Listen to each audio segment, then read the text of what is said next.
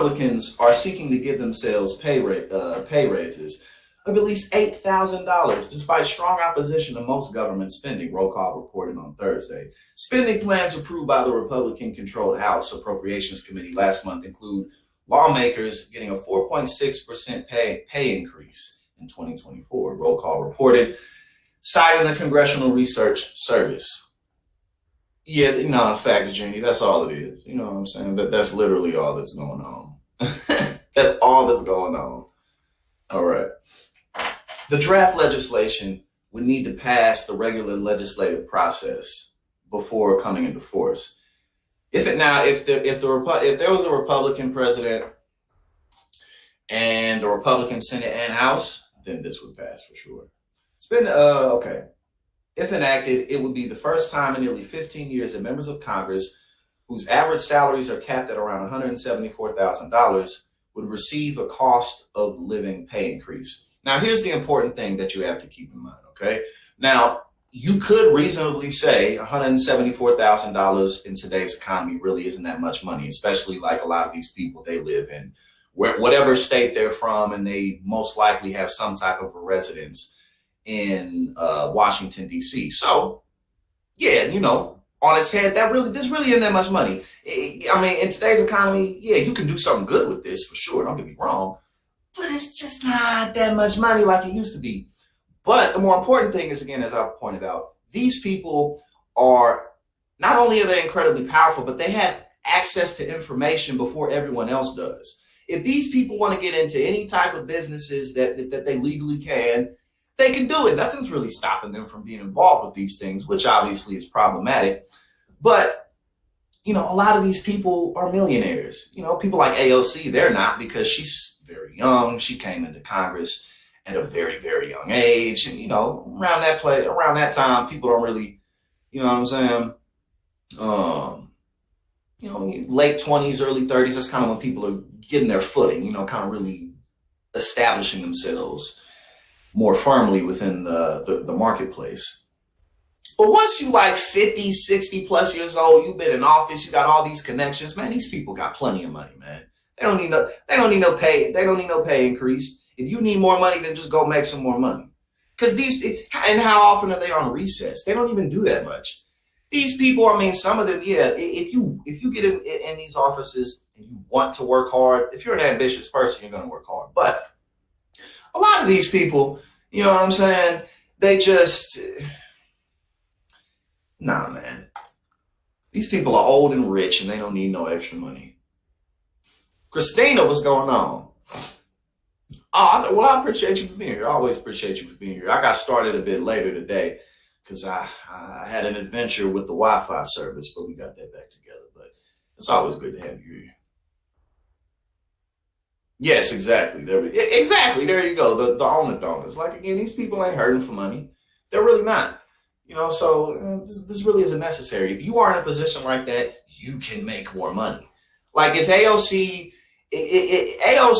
and I'm not like talking about her specifically, but or any of the new Gen Z Congress, anybody, look, once you're in a position like that, you good. You feel me? Like you're going to be good. Like someone will have their doors open for you in some type of way. And you don't even have to do it you don't even have to be corrupt. Like you get to that level, you make some type of an influence and difference, and you're going to have all types of opportunities in a lot of different spaces, whether it's media, whether it's just being involved in different initiatives, being involved in different types of startup companies or businesses. Like everything isn't corrupt and evil. But my point is none of these people need a pay raise. They just don't. Go make some more money with your power and influence. You can do it. You know what I'm saying? So let's continue.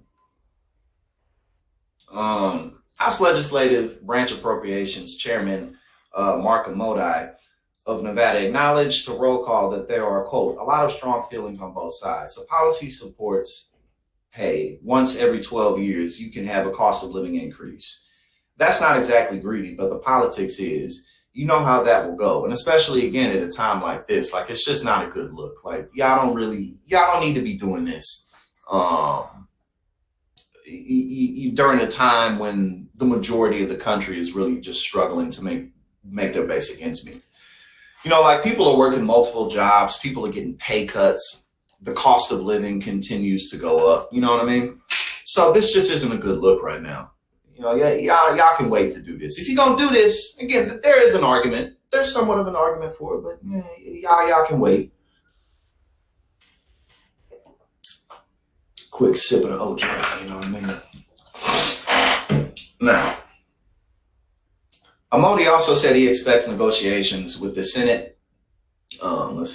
With the Senate about the legislation to go on until the end of the year. Some members are also worried about the salary increase impacting their reelection campaigns. Yeah, again, it's just not a good look right now. Like, this is not a good time to do this. There's, exactly. You should be worried about your reelection campaign. You're like, hey, yeah, we didn't really get that much done for you guys in this last congressional session, but we're going to give ourselves an $8,000 pay raise. Right? You can do a lot with that. Anybody can do a lot. Well, not anybody, but if you aren't like rich, then $8,000 goes a long way. You got millions of dollars, 8,000 ain't nothing, but The report comes after GOP leaders negotiated a debt ceiling agreement with President Joe Biden that curtails federal programs for people on low incomes, imposing new work requirements to get help. These include the Supplemental Nutrition Assistance Program, the Temporary Assistance for Needy Families, the Medicaid Assistance for Adults Without Dependents, and Medicaid Assistance for Adults Without Dependents. Spokespeople for the programs did not immediately respond to insiders' request for comment.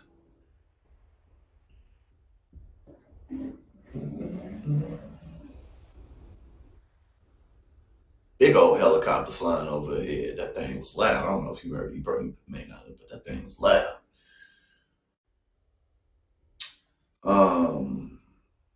Republicans have also said that they want even steeper cuts to federal spending. Of course. So that we can make more money.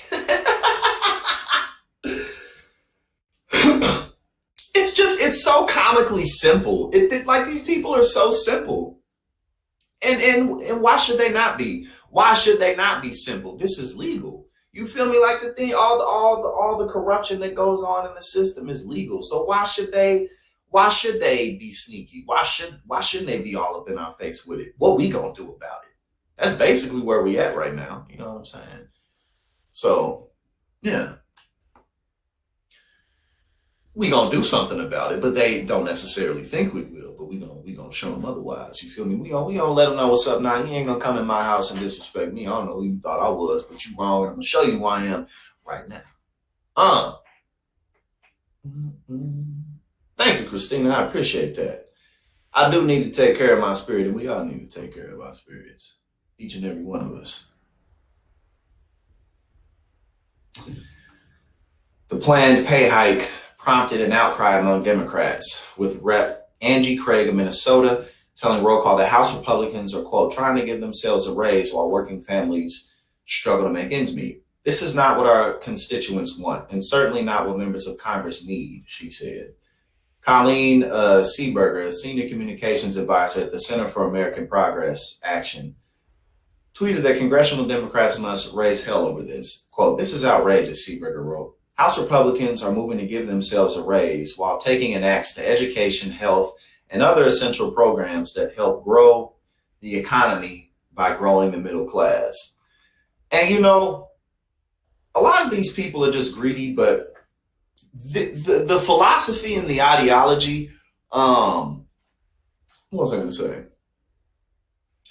The philosophy and the ideology that really kind of culminates in these people's minds is that they really are just better than us. They're just better than people, and they deserve it, and it's theirs for the taking. Everything is for the taking. You know what I mean? Like, if you can't stand in my way, then you can go jump off a cliff. You know what I'm saying? You can take a long nap with the fishes. You feel me? Like, that's basically how they see it. And again, why wouldn't they see it that way? This is legal. So, we got to do what we got to do.